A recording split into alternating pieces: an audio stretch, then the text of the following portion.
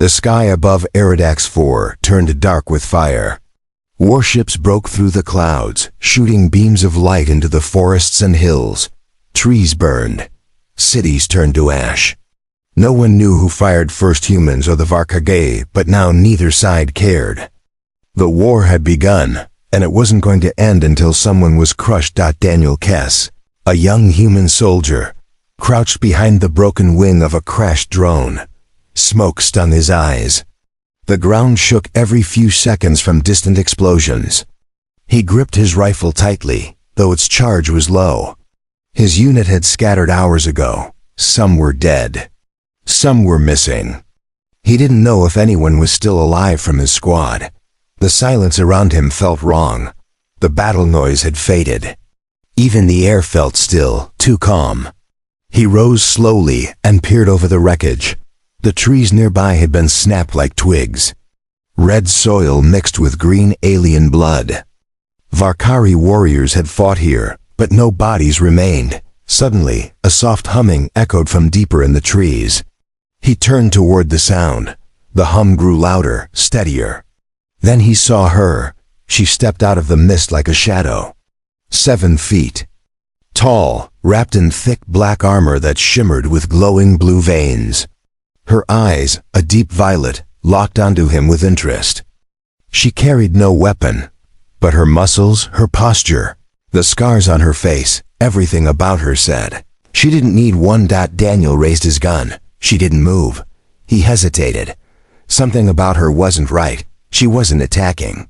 She wasn't afraid either. "You're human," she said. Her voice was low and strange, like two voices layered together. Her basic was broken but clear. "You are not like the others." Daniel didn't lower the gun. "You've seen humans before." "Yes. They died too easy. You didn't run. You watched me. Like a warrior." Her eyes flickered down to his rifle. "But your weapon is dead." He stayed silent. She took a step closer. "I am K'Real, daughter of Shul and bloodbound of the 9th Blade. I challenged your kind's general today." He refused. He ran. He was not worthy. Daniel blinked. "You're challenging humans to fights?" "Yes, our law is strength." "I offered my life to the strongest. None came." Daniel took a slow step back, trying to keep space between them. "And what happens if the strongest defeats you?" "Then I serve. Then I kneel." He didn't know whether to laugh or be terrified. "You came to die for your pride?" She tilted her head. "I came to find one worth dying for." Something deep in her voice sent chills through him. She wasn't joking. This wasn't some warrior boasting. This was her truth. He shook his head. "I'm not a commander, not a champion." "But you stood when others crawled," she replied. "You aim though you know you will fall. You are wounded. Yet you are still." Daniel suddenly noticed his own arm trembling. He was bleeding. His shoulder had been hit earlier. He had forgotten. Adrenaline had covered the pain. K'Real stepped closer again. "I will not fight you, not here, but I will follow you. Until I know." "Know what? If you are the one." Daniel's mind raced. Was this a trap? Some alien trick? Or was this real? She was massive, deadly, but not hostile. Not now. Not unless he gave her a reason. "I don't need a bodyguard," he said. "I am not a guard," she replied. "Then what are you?" "I am the blade that bends for the worthy." Daniel lowered his gun slightly. His heart still pounded. Around them, the battlefield was silent. No drones, no comms, no allies. Just him and the giant alien warrior who now followed without question. He turned away from her and began walking toward the burned ridge ahead. He needed to find shelter. A signal. Anything. She followed quietly, not too close, not too far. Every few seconds. He looked back. She was still there. Watching. Waiting. And not once did she break her word. Daniel walked through the burnt forest, careful with every step. His arm still bled slowly, but he didn't stop. The heat from earlier fires still lingered in the air. He needed to reach the old supply bunker shown on his holomap. If it hadn't been destroyed, maybe he could rest, call for help, and stop. The blood-lost dot behind him, Kariel followed in complete silence. Her armored feet made no sound on the cracked earth. It was like she was a shadow, always just a few steps behind, but never getting in his way. He finally turned and asked, "Why are you still following me?" "You did not say stop," she said calmly. "That's not how this works." "For my kind, it is," she said, as if that explained everything. Daniel sighed. He didn't have the energy to argue. The last 2 days had taken everything from him. He kept moving forward, hoping she'd get bored or find someone more impressive to follow, but the warrior didn't look bored. If anything, she seemed more alert than before. When they reached the base of a rocky hill, Daniel collapsed to his knees. His vision blurred. He couldn't walk anymore. Kariel moved quickly. She knelt beside him and pulled a pouch from her. Armor. Inside was a thick, glowing gel. She ripped his sleeve and pressed the gel into the wound. It burned, but after a few seconds, the pain dulled and the bleeding stopped. Daniel looked up at her. "What is that stuff?" "Zon blood. It heals. For warriors only," she said. "But now you are one." He laughed weakly. "That's your rule?" She didn't smile. "My truth."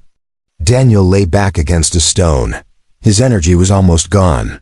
The sun above was red now, hanging low on the horizon. The sky had turned a strange shade of violet. He blinked slowly, then closed his eyes. When he opened them again, it was night. Stars above, cold wind. A fire crackled near him. Kariel sat beside the flame. She was cleaning her blade slowly, carefully. Her eyes glowed faintly in the dark. "You should have left me," he said quietly. "I do not leave what I follow." "I could have died. Then I would carry your name home. Burn it into the bones of my clan." Daniel stared at her. "That's a lot of effort for someone you just met." Kariel didn't reply. The firelight danced on her armor. She looked powerful, unshaken, but not cruel. He couldn't understand her. Why would a species built on strength, on honor, choose to serve instead of rule? "Why do you offer yourself like that?" he asked. "To be claimed?" "Our strongest are not the ones who break. They are the ones others follow by choice." "So, you're not looking for someone to fight?" "I fight to test. But surrender to one stronger, not just in muscle, but in spirit." Daniel shook his head. "Then I'm not your answer. I've got no army. No medals. Just trying to stay alive." She looked at him for a long moment. "You do not understand your own worth. That makes you dangerous. Most who think they are strong ... are not." A sound in the distance cut the silence. Metal scraping. Engines. Daniel grabbed his rifle and stood. Kariel rose instantly, her blade in hand. She moved in front of him. 3 shapes moved through the trees. They were light armor and carried rifles, but not human ones. They were bounty hunters, scavengers, neither Varkari nor Earth soldiers. Bandits who hunted the dying after battles. One of them saw Daniel and smiled. "Look what we got, a survivor." The second one pointed at Kariel, and a tall freak. "This day's getting better." Kariel didn't move. The third bandit raised his rifle. Weapons down. Now, Daniel aimed his half-charged rifle. "You don't want to do this. Don't be stupid, human. We'll gut you and sell your gear." Kariel stepped forward. "You speak too much." Before any of them could react, she charged. Her blade moved faster than their eyes could follow. One bandit screamed as his arm flew into the dirt. Another tried to run, but Kariel leapt, landed behind him, and struck once clean, silent. The third one fired. The blast hit her shoulder, burning her armor, but she didn't flinch. She turned, threw her blade, and the bandit dropped without a sound. Daniel stood still, breathing hard. Kariel walked back calmly and pulled her blade from the dead body. They were not worthy. You didn't even hesitate, Daniel said. They attacked you. He looked around at the blood on the leaves, the silence that followed. I've seen soldiers freeze, you didn't. K-Reel sheathed her weapon. Because I serve what I believe in. I believe they were not allowed to harm you. Daniel didn't reply. Deep down, he was beginning to realize something. She wasn't just following him. She was protecting him like a shield made of will and war. And the more time passed, the more that scared him, because a warrior like her only followed someone destined for something bigger. The bunker was half buried under broken trees and rocks.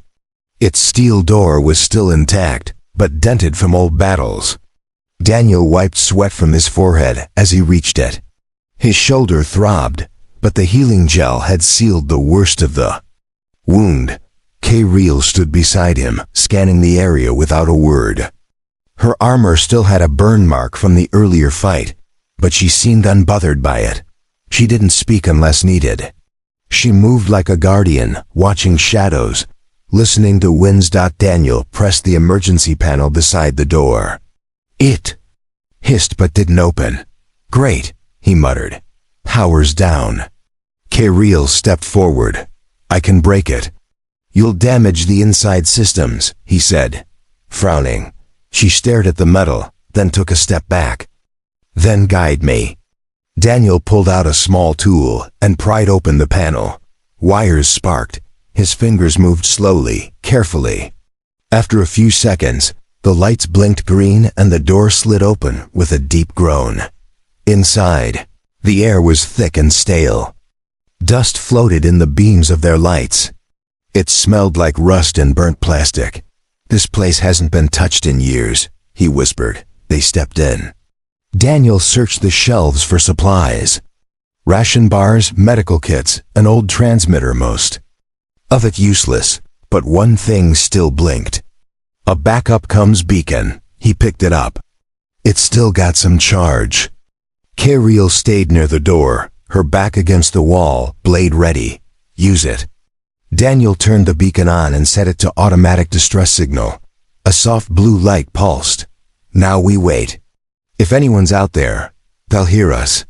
If they are not enemies, she said calmly. He nodded. Yeah, that too. Time passed slowly. Daniel chewed on a dry ration bar while K-Reel sat cross-legged, eyes closed, unmoving. Her stillness was strange to him. She wasn't sleeping, just resting like a weapon on pause. He finally broke the silence. You ever think about peace? K-Reel opened her eyes. Peace is what happens after the worthy rule. That's not peace. That's fear. She studied him. We see it differently. For us, peace without strength is a lie. It lasts until the next strong one comes. He shook his head. Where I'm from, peace is when no one has to prove anything. And does your world have peace? Daniel didn't answer. Outside, the wind howled. Later, the beacon beeped. A response. Daniel jumped to his feet. K-Reel rose instantly. Who is it? He checked the screen. Human signal, near, about 30 minutes out. Could be a trap, she said. Could be help, he replied. K-Reel didn't argue. She followed him out as he climbed the rocky path toward the signal. The sky was overcast now. Storm clouds rolled in, flashing with dull lightning. After 20 minutes, they saw movement on the ridge ahead. A figure in human armor waved. Daniel cast, Lieutenant, we got your signal. Daniel's chest filled with relief. He waved back. K-Reel didn't lower her guard. More soldiers appeared. 5 total. All wore standard Earth military gear. One of them stepped forward. Glad. You're alive, he said. Command's been trying to reach surviving ground units. Daniel nodded. I've been without comms. My squad's gone. We heard. A lot of units lost after the orbital drop failed. The soldier looked past him at K-Reel. His face hardened. That thing with you? She's Vakari. Another soldier said sharply. She saved my life. Daniel said quickly. She's not hostile. She's the enemy. The first soldier snapped. That armor, look at her. She's one of their elite. Daniel stepped between them. She didn't attack me. She could have, but didn't. She's following me. Following? The man laughed. Like a pet? K-Real's eyes narrowed. She's not a pet, Daniel said. You can't bring an alien into a secure base. The soldier said, now angry. This is protocol. She's dangerous. She saved me from 3 armed bandits. And maybe she led them to you. Daniel felt heat rising in his chest. You weren't there. She's Valkyrie. They're trained to manipulate, to deceive. She swore to me, Daniel said, his voice cold. The soldiers raised their weapons slowly. We're taking her into custody. Step aside. K-Real stepped forward, blade humming to life. No, Daniel said quickly. Don't. She stopped, eyes still glowing. Daniel faced the soldiers. If you try to take her, you'll have to shoot through me. The silence was sharp. The lead soldier stared at him. You serious? I am. You're siding with her. I'm siding with the one who didn't leave me to die. The soldier looked at his team, then lowered his weapon. You're making a mistake. Daniel didn't speak. Fine, keep your alien, the man said. But don't bring her near the outpost. They won't be so patient. The squad turned and walked back into the storm. Daniel turned to K-Real. She was watching him closely. You chose me, she said. He gave a small nod. For that, she said, I will bleed for you. He looked up at the storm clouds. Lightning cracked across the sky. Something was changing, not just in the war, but in him. And in her, something was building between them. Something stronger than duty. Asterisk. The rain fell hard as Daniel and K-Real made their way down from the ridge. The encounter with the soldiers left a cold weight in Daniel's chest. He had hoped for rescue. What he got instead was judgment, distrust. Even after surviving the war zone, he was now seen as a traitor, just because he trusted her. K-Real walked ahead now, scanning the trees. The storm didn't seem to bother her. Her armor glistened with water, and her movement stayed smooth and calm. Daniel's boots slipped in the wet mud. He caught himself on a branch and groaned. We need to find shelter again. K-Real pointed to a nearby cliff wall. There, a cave, hidden. They reached the opening. It was dry inside, warm from deep heat vents in the rock. The place smelled of minerals and old smoke. Someone had used it before, maybe hunters or scouts. But it was empty now. Daniel sat down heavily and leaned back against the stone wall. His muscles ached. His mind felt heavier than his body. They're going to report me, he said. Probably already did. K-Real sat across from him. Then you must be ready. For what? To fight humans now? To stand your ground, she said. He looked at her. Do you really believe I'm worthy, even now? Yes, she answered without delay. Why? What do you see? K-Real was silent for a moment, then said, I see a soul that does not break. A voice that speaks truth even when it costs him. That doesn't make me strong. It makes you the strongest. I've seen, Daniel shook his head. I'm tired, K-Real. Tired of fighting. Tired of running. I didn't join this war to be some hero. I just wanted to serve, do my part. And yet you lead. I'm not leading anyone. You lead me, she said softly. The firelight flickered in her violet eyes. Daniel looked away, unsure what to say. Later that night, they heard movement again, but this time, it wasn't soldiers. Voices echoed outside the cave. Low, guttural speech. Not English, not Valkyrie either. A third language. Unknown to him, K-Real stood, blade already in hand. Her face changed, more alert, more serious. Outsiders, she said. Scouts? No, harvesters. Daniel frowned. What's that mean? Slavers, she said. They take wounded, lost, and sell them. Daniel crawled forward to peek outside. Shapes moved between the trees. Tall creatures with long necks, armor plates over their arms, and glowing rods in their hands. At least 7 of them.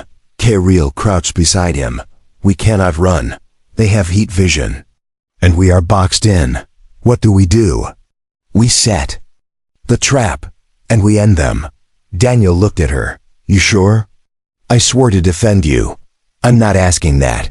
I give it freely. She handed him a small orb from her belt. It pulsed red. What is it? Shock grenade. They won't see it, but it will blind them. They waited in silence, listening to the footsteps get closer. Daniel's heart beat fast. His hand tightened around the orb. Then Kiriel gave the signal. He threw the orb into the clearing. A burst of white light exploded. Screams followed. Kiriel leapt into motion, moving like a black flame. Her blade cut through the first creature. Before it could recover, the others fired wildly. Daniel ducked behind a rock, picked up a dropped weapon, and returned fire. He hit one in the chest. Another fell from Kiriel's strike, but one of the slavers reached Daniel. It grabbed his arm and lifted him. Its grip was like iron. Daniel gritted his teeth. He slammed the butt of his rifle into the creature's eye. It howled. Kiriel turned sharply and launched her blade. It struck the creature in the neck. Daniel dropped to the ground, breathing hard. The last 2 slavers ran into the trees. Kiriel didn't chase. She walked to him and helped him up. You fight well, she said. I get lucky. No, you move with heart. That is harder than strength. Daniel stared at her. For the first time, she looked different. Not just a warrior. Not just a follower. Something deeper, warmer. You didn't have to save me again, he said. I did, she replied. Why? Because I want to. That answer hit something inside him. For hours, they sat in silence, cleaning wounds and breathing quietly. As dawn approached, Kiriel finally asked, What will you do if your people come again? Daniel looked at the rising light. I don't know, but I'm not leaving you behind. Kiriel blinked slowly. Then I will follow until the end. In that moment, neither of them felt like soldier and alien anymore. They were something else. Now a bond not built on orders, but on choice. And that choice was about to be tested again, because far away, across the hills, ships were coming. Ships. Carrying the next chapter of this war. And this time, Daniel would not face it alone. The early light of dawn stretched over the hills. Clouds thinned and the air smelled of ash and wet soil. From the mouth of the cave, Daniel spotted the outline of several dropships gliding silently toward the valley below. They were Earth military. Ships. He recognized the markings, the engines, the blue lights. They're coming, he said quietly. Kiriel stood beside him, calm but alert. Your people. Yeah, Daniel said, voice heavy. She looked at him. Will they take you? He nodded slowly. If I go out now, they might. Depends who's leading them. And me? He didn't answer right away. You know the answer. Yes, she said. They will try to kill me. Daniel looked at her. Her expression was steady, no fear, no emotion. But he could feel something hidden beneath that stillness, a question, maybe even pain. I won't let them, he said. You may not have a choice. Daniel clenched his fists. I'll make one. The ships landed quietly. Soldiers spread through the valley, weapons ready, armor polished, eyes sharp. These weren't like the men from earlier. This was a command squad. Clean, disciplined, dangerous. Then came the commander. General Harlan, older, cold eyes, scar down the side of his face. A legend on Earth, respected, feared. He stepped forward when he saw Daniel walking toward the patrol. Hands raised. A few soldiers aimed their rifles at him. Harlan lifted a hand, stopping them. Lieutenant Kess, he said. Alive, unexpected. Daniel stopped several feet away.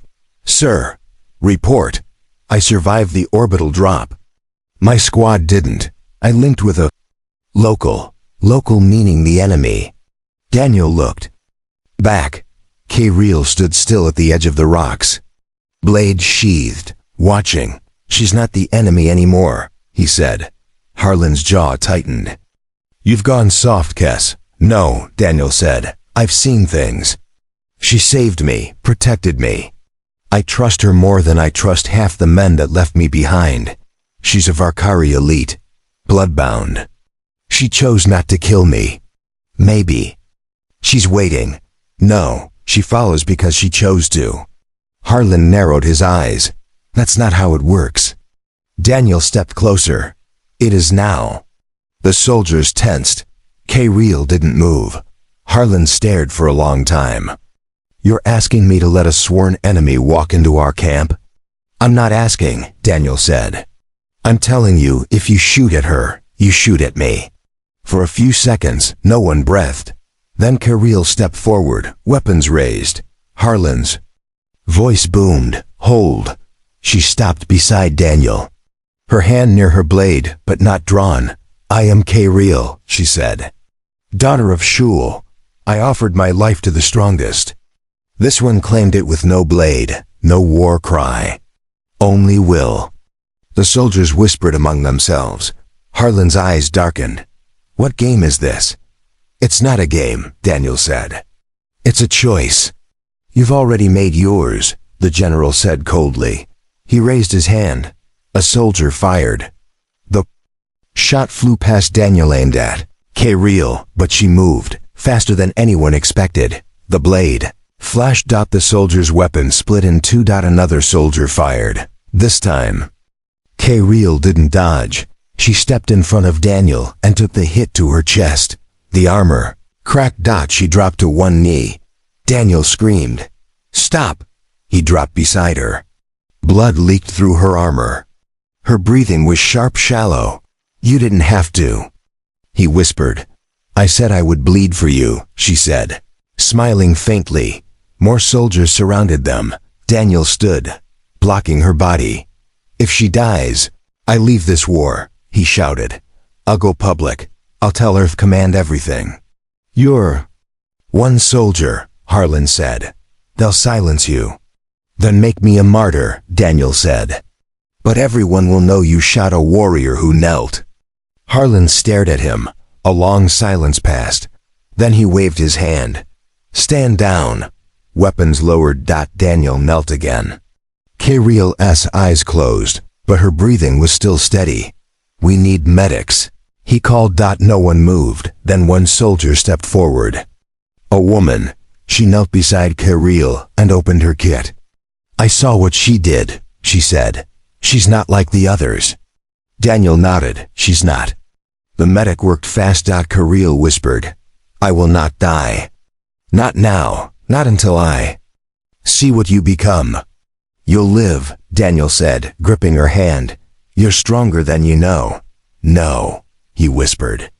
I'm only strong because you chose to stand beside me. K-Reel closed her eyes, letting the pain pass. And Daniel knew, in that moment, something had changed forever. Not just between them, but in the hearts of those who watched. One human. One alien. One bond. And the future of two worlds rested on. What came next? K-Reel lay inside the field tent, her armor peeled back, her body wrapped in healing gel and biopads. The medics had done what they could. Her wound was deep, but she survived. She slept quietly now, breathing slowly. Calm, Daniel sat beside her, unmoving. His shirt was stained with her blood. His eyes had not left her face since the shot was fired. Outside, soldiers moved like shadows. Some whispered. Some stared when they passed. They had all seen it. The way the alien had bled for him. The way he had stood between her and their guns. It was something no one could explain through orders or training manuals. It was something real. General. Harlan hadn't spoken to him since the order to stand down. The high command was coming now. A ship had landed with a special envoy, carrying not just Earth officials, but someone Daniel didn't expect, Ambassador Gray. A woman known for peace talks, diplomacy, and difficult decisions. She stepped into the medical tent without waiting for permission. Her silver hair was tied back. Her voice was soft but sharp. "Lieutenant Kess." Daniel stood up quickly. "Ma'am, I've read your report. I've seen the footage from the soldiers' suits. Everything."